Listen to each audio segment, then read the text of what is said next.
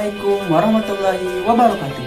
Perkenalkan, nama saya Iqbal Sidik, mahasiswa dari Universitas Singapura Bangsa Karawang, jurusan Pendidikan Bahasa dan Sastra Indonesia.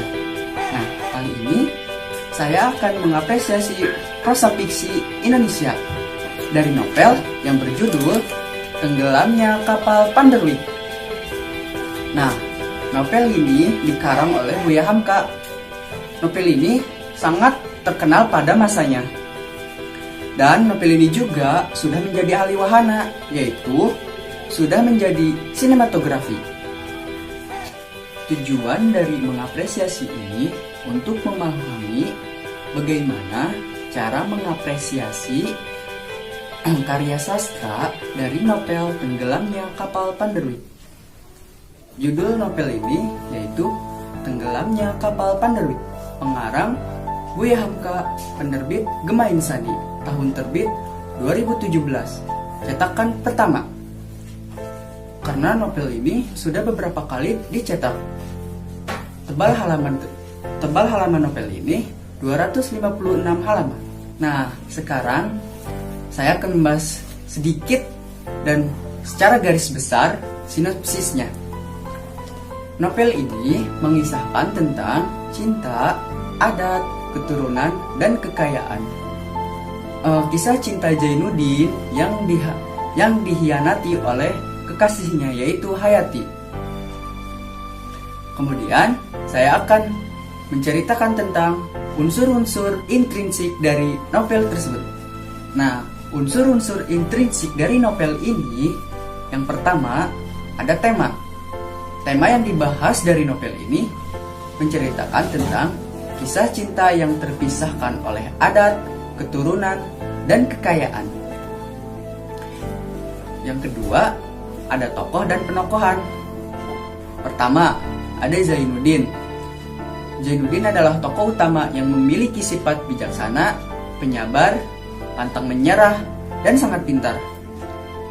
Yang kedua, ada Hayati.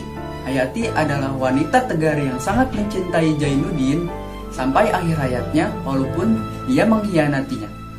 Dia memiliki sifat yang lemah lembut, penyabar, dan baik hati. Yang ketiga, ada Makbes. Makbes orang tua angkat dari Zainuddin. Dia memiliki sifat yang sangat rendah hati. Yang keempat, ada Khadijah. Khadijah yaitu sahabat dari Hayati yang selalu menasehati Hayati. Yang kelima, ada Ajis. Dia orangnya adalah memiliki sifat pemabuk, suka menghambur-hamburkan harta, dan sangat sombong. Yang keenam, ada Mande Zamilah, orang yang memandang rendah Zainuddin dan sangat pengertian. Yang ketujuh, ada Bang Muluk. Bang Muluk yaitu sahabat Zainuddin.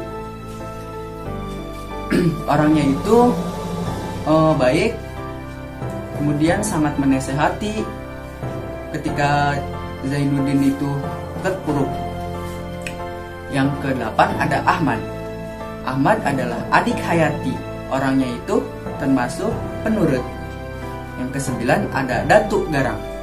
Datuk Garang ini adalah orang yang sangat tegas dan memandang rendah adat orang lain. Yang ke-10 ada Pendekar Sultan. Pendekar Sultan yaitu ayah Zainuddin. Dia memiliki sifat yang keras kepala, namun dia juga orangnya itu adalah penyabar. Yang ketiga, ada sudut pandang. Novel Tenggelamnya Kapal Panderwick menggunakan sudut pandang orang ketiga karena pengarang lebih banyak memakai kata ganti dia maupun nama tokoh tersebut. Yang keempat, ada latar. Latar tempatnya itu ada di Makassar, Padang Panjang, Batipuh, Surabaya, Pelabuhan Tanjung Priuk, Malang, di lapangan, di rumah-rumah adat. Kemudian latar waktunya pagi, siang, sore, petang, malam, pada tahun 1930, 1932, dan 1936. Kemudian latar suasananya itu menyedihkan, kesal, mengharukan. Kalau menyedihkannya itu ketika Zainuddin sakit 2 bulan gara-gara dikhianati oleh Hayati. Kemudian pada saat Hayati meninggal dunia di kapal Panderwick. Sedangkan kesalnya ketika Hayati menolak lamaran Zainuddin.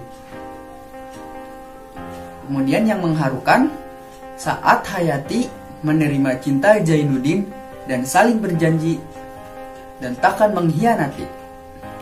Kelima, alur.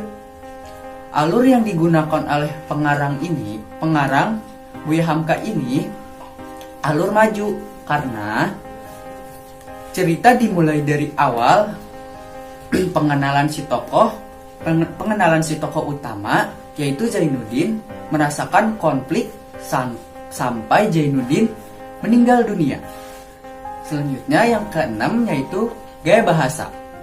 Gaya bahasa yang digunakan dari novel Tenggelamnya Kapal Panderwick yaitu ada metafora, hiperbola, simile, dan beberapa simbolik yang menunjukkan kehidupan kedua karakter tersebut dari kisah cinta Zainuddin dan Hayati. Yang terakhir yaitu ada amanat. Amanat yang disampaikan dari novel ini yang pertama, selalu sabar dalam menghadapi cobaan dan penderitaan. Yang kedua, janganlah gegabah dalam mengambil keputusan. Yang ketiga, harta bisa membutakan segalanya. Yang keempat, jika kita bersungguh-sungguh pasti akan ada jalan. Dan yang kelima, siapa yang berbuat baik, maka dia akan mendapatkan perbuatannya juga. Begitupun sebaliknya. Nah, itulah beberapa unsur intrinsik yang terdapat dari novel ini. Kemudian saya akan membahas tentang kelebihan dan kekurangan dari buku ini. Kelebihan dari novel ini, alur ceritanya sangat menarik sehingga pembaca pasti kebawa baper. Karena begitu mengharukan sekali novel ini. Begitupun dari subcovernya. Sangat menarik bukan? Nah, yang kedua itu keindahan kata-kata yang dikeluarkan oleh si pengarang. Kata-katanya itu sangat bagus. Nah, namun ada juga kekurangannya.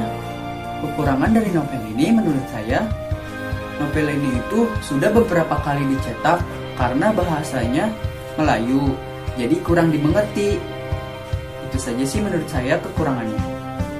Nah, tanggapan saya ketika membaca buku ini, kita senantiasa selalu bersabar karena semua jodoh itu sudah ditentukan oleh Tuhan.